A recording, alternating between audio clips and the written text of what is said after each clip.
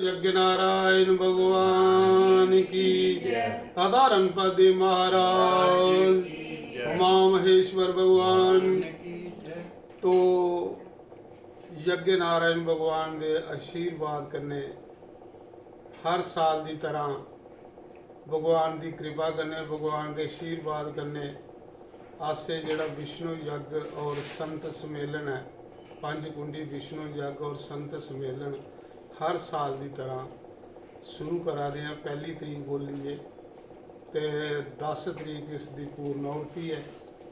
तो कल कलश यात्रा होनी है, पाप घट दान होना है, प्राश्चित हवन होना है और वो बड़े अच्छे अच्छे विद्वान साढ़े आचार्य रजिंदर जी बड़े बड़े अच्छे विद्वान पंडित आवादे ने जिन्हें इस जग की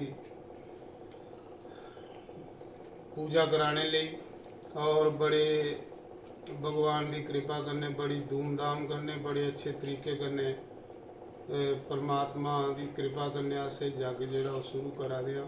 आखते ना कि संत समागम हरि कथा तुलसी दुर्लभ दोए सूत दारा और लक्ष्मी पापी के घर होए।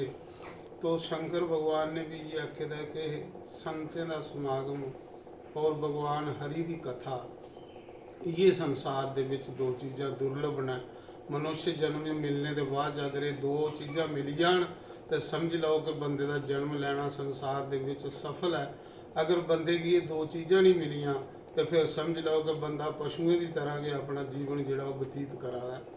तो इस करिए इस जग की अस इस करिए किया जाता है कि संते महापुरुषों ही बुलाया जाता है और उहदे विच उनके प्रवचन करवाए जाते हैं कि जिहदे कन्ने साढ़े जिन्ने भी जम्मू के लोग ने उनेंगी मतलब ज्ञान होवे और असें की मती भीड़ करने मतलब नहीं है। असें मतलब है कि उन्हें लोगों कन्ने कि जिहड़ा सत्संग सुनिए मनन कर अमल करन और उहदे उपर चलन तो ओहदा जीवन जिहड़ा बदलदा है। जिहड़ा सत्संग सुनिए अमल नहीं करता अपने विचार च नहीं लाता वो चाहे सारी उम्र भी आंदा रहे उसी कोई मतलब लाभ नहीं हुंदा।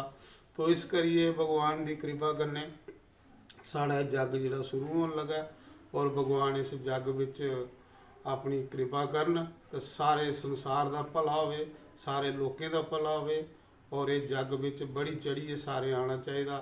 और आइए महापुरुषों के दर्शन करो यज्ञ भगवान दियाँ परिक्रमा करो जिहदे कन्ने दुख दलिद्र कलेश बंदे दे दूर होण। बोलो यज्ञ नारायण भगवान।